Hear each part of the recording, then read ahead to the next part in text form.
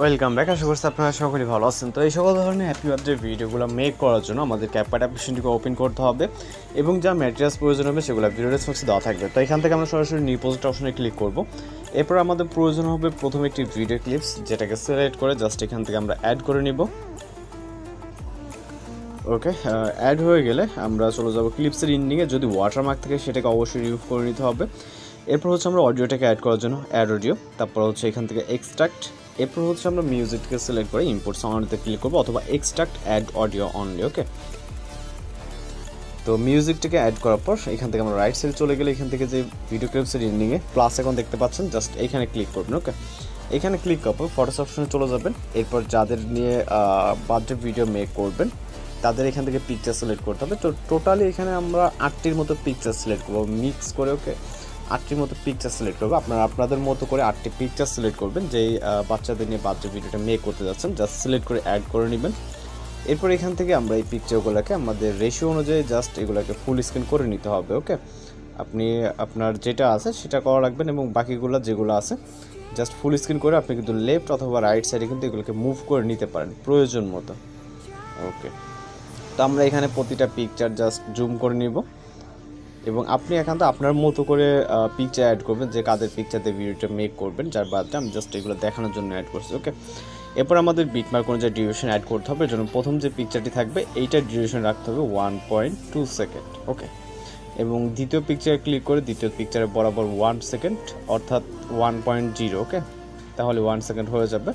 এবং দ্বিতীয় পিকচার থেকে শুরু করে পরবর্তী যতগুলো পিকচার আছে জাস্ট লাস্ট পিকচার অবধি 1.0 করে দিতে হবে এবং লাস্ট পিকচারটা আমাদের মিউজিক যতটুকু অবশিষ্ট থাকবে ঠিক ততটুকু করে দিতে হবে। ওকে, এইখান থেকে আমাদের লাস্ট পিকচারটা আসতেছে 1.7 কাছাকাছি। ওকে, তো এখন আমরা অ্যানিমেশন অ্যাড করবো। এর জন্য প্রথম পিকচার ক্লিক করে এখান থেকে অ্যানিমেশনে চলে যাব। দেন এখান থেকে ইন আউট এবং কম্বো 3টা ক্যাটাগরিজ দেখতে পারবো। ওকে, এভিস থেকে আমরা চলে যাব কম্বো ক্যাটাগরি থেকে। কম্বো ক্যাটাগরিতে যাওয়ার পর এখান থেকে অনেক ধরনের অ্যানিমেশন দেখতে পারবেন। ওকে, এখান থেকে নিচে দেন হচ্ছে আরও অ্যানিমেশন আছে। এর ভিতর থেকে আমরা একটি অ্যানিমেশন সিলেক্ট করব।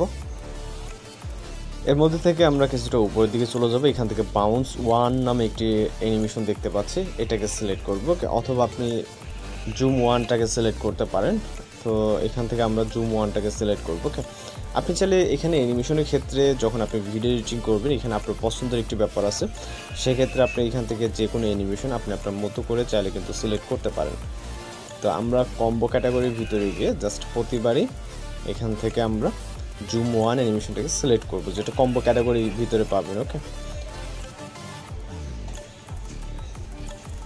ওকে, অ্যানিমেশনগুলো সেট করা কমপ্লিট হয়ে গেলে আমরা চলে যাবো ফটোসের স্টার্টিং পয়েন্টে এবং পিকচারের ঠিক এই পজিশনেতে চলে আসবে। ওকে, যেখানে পিকচারের শুরু। দেন এখান থেকে আমরা ওভারলে অপশন থেকে অ্যাড ওভারলেতে, এরপর এখান থেকে ফটোস অপশন থেকে আমরা একটি পিএনজি ফটো সিলেক্ট করে জাস্ট এটাকে অ্যাড করব এবং এই পিএনজি ফটোটাকে আমরা জাস্ট জুম করে নিচের দিকে নিয়ে আসবো, কারণ নিচে যেখানে বসানো যায়।